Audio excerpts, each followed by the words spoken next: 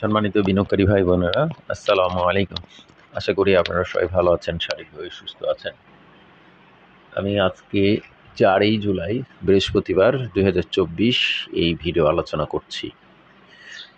আমাদের আজকের আলোচনার শিরোনাম 470% ইনকাম এর গ্রোথ বৃদ্ধির শেয়ারটি দীর্ঘ 5 মাস পর বড় লেনদেনের চমক। এই শিরোনাম নিয়ে বন্ধুরা আমরা আজকে যে শেয়ারটি নিয়ে আলোচনা করব, আপনারা দেখতে সেই শেয়ারটি দীর্ঘ 5 মাস পর বড় লেনদেন এর পাশাপাশি আমরা যে 470% ইনকামের গ্রোথ হয়েছে সেই শেয়ারটি যে লেনদেনে 5 মাস পর একটা চমক দেখালো, সেটাই আমি আপনাদেরকে তুলে ধরব। তো বরাবরের মতো আপনাদেরকে পুনরায় অনুরোধ করবো, আমার এই আলোচনা কাউকে বাই বা সেল করা, উপলব্ধ নিরুৎসাহিত করার উদ্দেশ্য না, শুধুমাত্র শেয়ারটির অবস্থান জানানো বোঝানোর জন্য। তাই এই আলোচনা দেখে কেউ কোনো বাই সেল করবেন না। নিজে জেনে বুঝে নিজ দায়িত্বে নিজে সিদ্ধান্ত নেবেন, আমার আলোচনা দেখে নয়। তো বন্ধুরা, আমাদের আজকের আলোচিত শেয়ারটি আমরা আপনাদেরকে দেখাবো।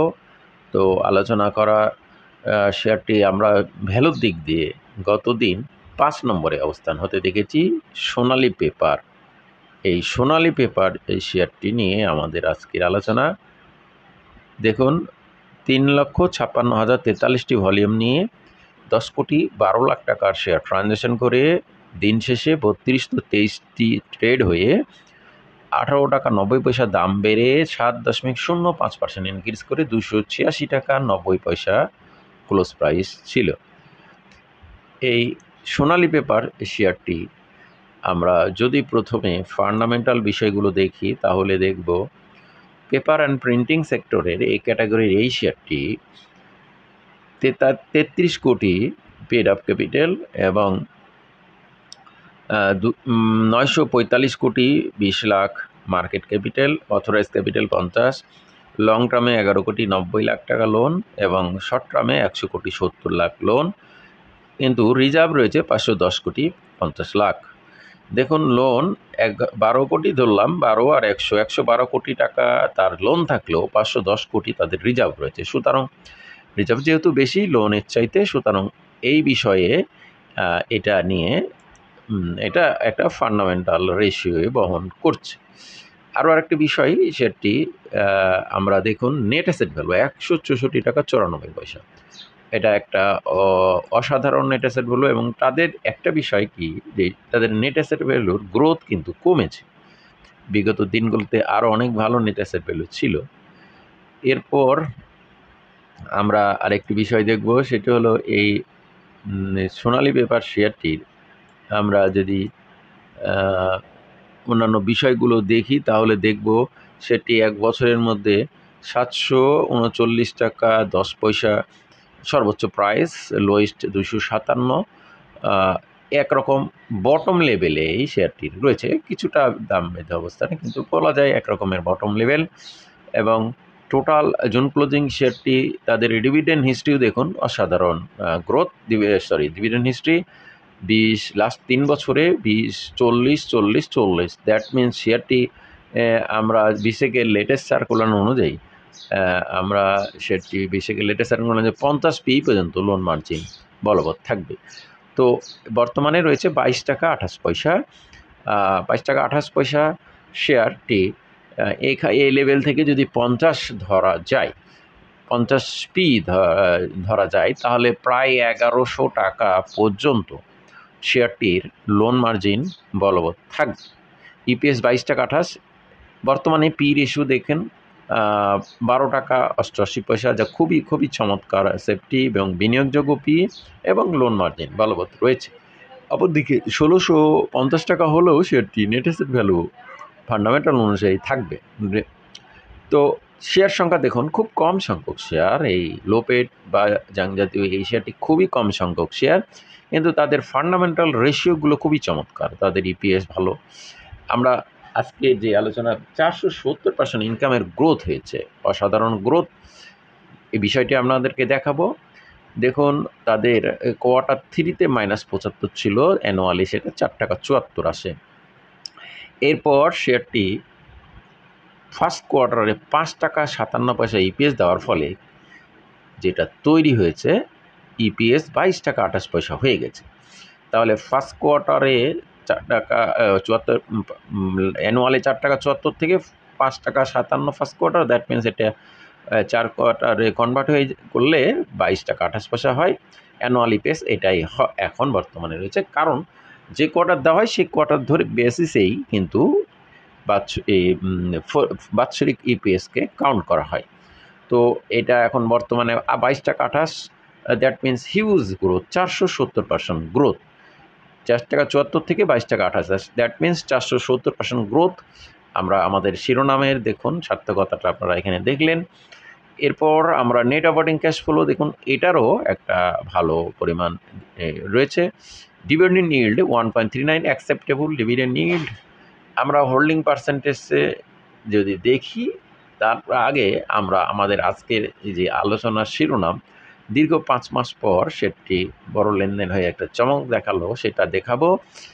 দেখুন এই শেয়ারটি আমরা দেখব, প্রথমে ফ্লোর ছিল 615 টাকা। দেখুন ফ্লোর 615 টাকা ছিল, তারপর শেয়ারটি আমরা ফ্লোরের পর সেটি একদিন বড় লেনদেনে আমরা দেখেছি। দেখুন জানুয়ারি মাসের এই যে 30 তারিখে শেয়ারটি 12,58,740টি লেনদেন হয় এবং ফ্লোর থেকে ছাড়ার পর এই বড় লেনদেন হয়ে তারপর শেয়ারটি কিন্তু আর দাঁড়াতে পারে না। মাঝে কয়েকটা দিন পজিটিভ হলেও শেয়ারটি এরপরে আর লেনদেন হয়। তারপর আমরা দীর্ঘ 5 মাস পর শেয়ারটি কারেকশন হতে হতে দেখুন 264 টাকা চলে আসে। প্রথমে আমরা শিরোনামের সার্থকতাটা দেখাবো, তারপর দীর্ঘ 5 মাস পর আমরা দেখলাম 24শে জানুয়ারির পর আমরা এই 3রা জুলাই, দ্যাট মিনস 5 মাস আর কয়েকদিন পর 3,56,000 ভলিউম হয়। তাহলে আমরা এই শিরোনামের সার্থকতাটা যথার্থটা দেখলেন। দীর্ঘ 5 মাস পর বড় ভলিউম হয়ে লেনদেনে হয়ে একটা চমক দেখালো এবং শেয়ারটি 264 টাকা লেভেলে, লোয়েস্ট এক রকমের লেভেল 264 টাকা ক্লোজ ভ্যালু। এখানে আমরা হয়তো ভালোভাবে দেখলে এরকম নাই, হ্যাঁ নাই, এই 264 টাকা ক্লোজ ভ্যালু গত 30শে জুন হয়, সেই ভ্যালু কিন্তু এখানে আমরা দেখতে পাই নাই। তো এই যে দীর্ঘ কারেকশন পর শেয়ারটি পুনরায় একটা লেনদেন হয়ে চমক দেখালো।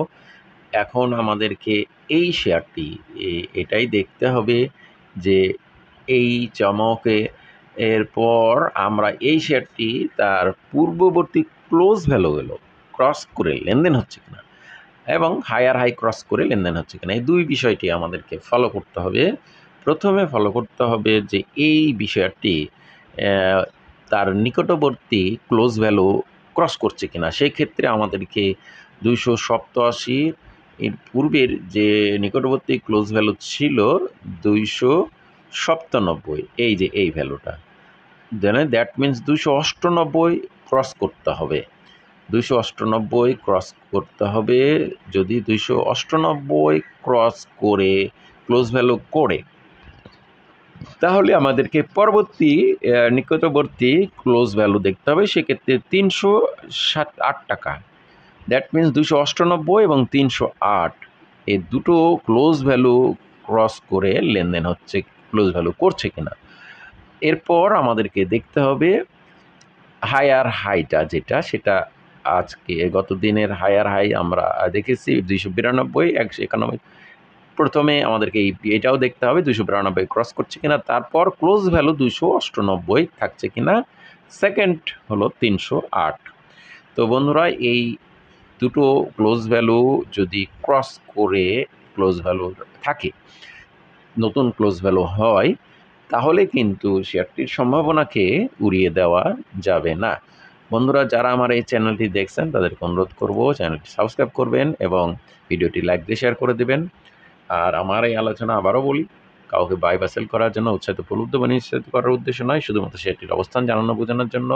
আলোচনা, তারই ধারাবাহিকতায় আলোচনা। তাই অবশ্যই নিজে জেনে বুঝে নিজ সিদ্ধান্তে নেবেন। গুজবে কান দেন না, কান বুঝতে হবেন না, কাউকে প্যানিক করবেন না। আজকে এই পর্যন্ত, সবাই ভালো থাকুন। আসসালামু আলাইকুম।